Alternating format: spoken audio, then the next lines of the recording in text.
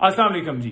Toshakhana case, Al Qadir trust case, Khan साहब को military custody में ना दिए जाए वो केस, MNAs की जमानत और इसके अलावा मेरी प्रोटेक्टिव बेल 7 तक, तो मुख्तलिफ केसेस के हवाले से अपडेट देना चाहूंगा। Number 1, Toshakhana case. अब तोशाखाना केस जो है अगर देखा जाए नैब का ये दूसरा तोशाखाना है।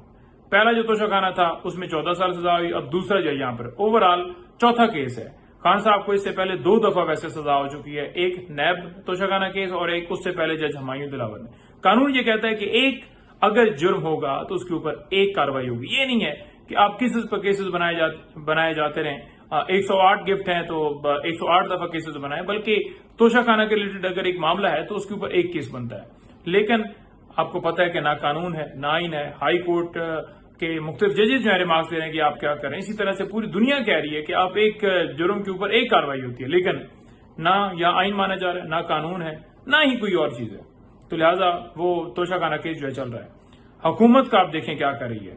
जहां तक नैब तरमीम आई, वो फैसला है सुप्रीम कोर्ट में, उसके बाद क्या होना था? उसके बाद ये होना था कि ये केसेस दोनों जो है ये खत्म हो जाने चाहिए थे, तोशाखाना भी और अलकादर भी। लेकिन हुकूमत ने जाकर वहां मौका इख्तियार किया कि इनके जो है ये मालियत जो है यहाँ पर ट्रायल नहीं चल सकता क्योंकि तरमीम आ गई है, तो लिहाजा और जगह पर चला जाए। तो मुझे बताएं कि खान साहब ने कहां पर रिलीफ लिया? जो कह रहे थे कि खान साहब और बीबी साहब ने रिलीफ ले लिया, बताएं उनकी 1 मिनट भी इन केसेस के अंदर कस्टडी रखना बिल्कुल गैर कानूनी है और एक लम्हा गैर कानूनी कर रहे हैं। लेकिन हम तो अदालतों में जा सकते हैं, सदा कर सकते हैं। अब अदालतें आगे से वो आपको पता ही है, जैसे प्रेशर डाला जाए तो जैसे सारा किया जाए वो किया जा रहा है।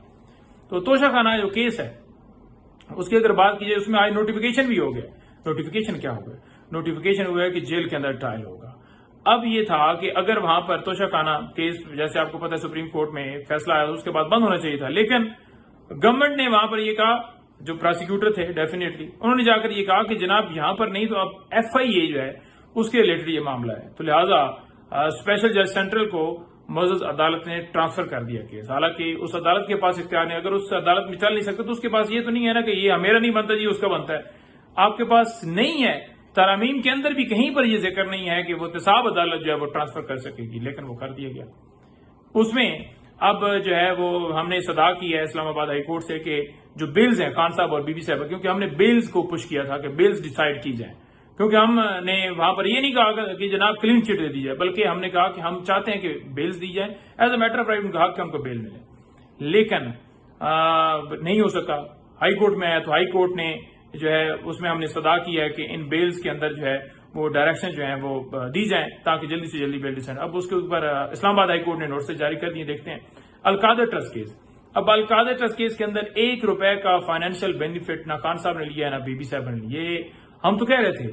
अब नैब के जितने गवाह पेश किए गए, जितने जनाब वादा माफ गवाह लाए गए, किसी एक ने भी फाइनेंशियल बेनिफिट का जो है खान साहब या बीबी साहब को एक अच्छा काम नेक काम किया तो उसके ऊपर आपने मुकदमा बना दिया। पैसे आए सुप्रीम कोर्ट में, हुकूमत पाकिस्तान के पास चले गए, ना इमरान खान के अकाउंट में। और अलकादर ट्रस्ट जो बनाया गया है वो तो एक ऐसा इदारा है जो कि फलाई काम कर रहा है, जो कि एक इस्लामी काम कर रहा है, और उसमें खान साहब की तो कोई ऑनरशिप है ना बीबी साहब। वो तो ट्रस्टी है, ट्रस्टी ऑनर नहीं होता, ना वो बेच सकता है, ना वो कोई ट्रांसफर कर सकता है, ना वो अपने रिश्तेदार के नाम कर सकता है। लिहाजा अलकादर ट्रस्ट केस जो है वो भी इसी तरह से जो है वो जारी उसारी है। उसमें हमने बरीत की सदा की थी। अब बरीत की सदा की क्योंकि हमने कहा कि अगर ये ट्रायल कंक्लूड भी होता है, क्योंकि जितनी एविडेंस है उसके मुताबिक जुर्म नहीं बनता, तो ट्रायल कंक्लूड भी होता है तो सजा नहीं हो सकती। लेकिन बरीत की दरखास्तें खारिज कर दी गई। वो इस्लामाबाद हाई कोर्ट में हमने रजू किया जिसकी आज समाअत थी।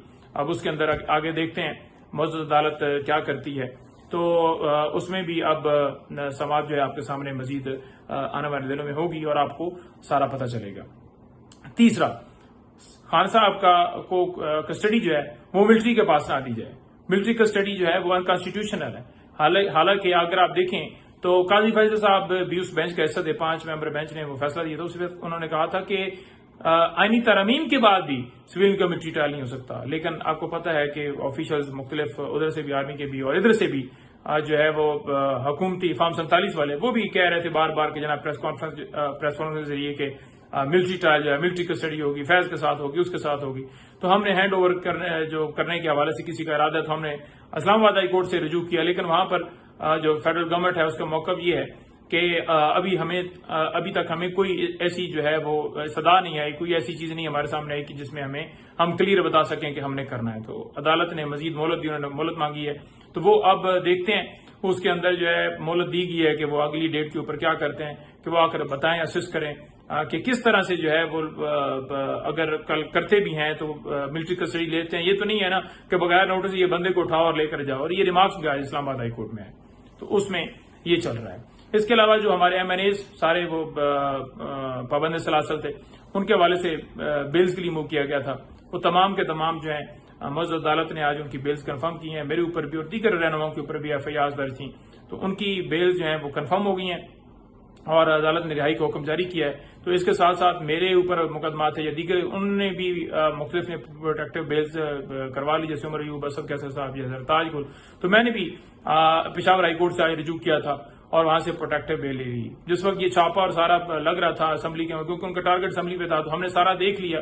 तो फिर वहां पर उन MNAs को भी इतला दे दी गई कि फलाने फलाने के ऊपर भी FIR है, तो लिहाजा उनके जरिए भी और भी तरीके से हमें इतला मिल गई। तो हम फिर उस टाइम के ऊपर सेफ जगह पर पहुंच गए और उसके बाद हमने जो है वो जाकर मुतलका जो अपना पेशावर हाई कोर्ट है वहां रजू किया और फिर अब 7 तक मुझे उसमें बेल, उस मुकदमे के मुताबिक तो मुझे वहां पर सुल्तान इदराई कह लें या मुस्तफा कुरैशी कह लें, उस मुकदमे के मुताबिक तो मुझे ये बना। कसूर सिर्फ क्या है कि हमने जलसा पुरअमन क्यों किया। हम जलसा करेंगे इंशाल्लाह, 21 तारीख को जलसा होने जा रहा है और इंशाल्लाह ताला तहरीक इंसाफ डंके की चोट के ऊपर जलसा करेगी, हर सूरत करेगी।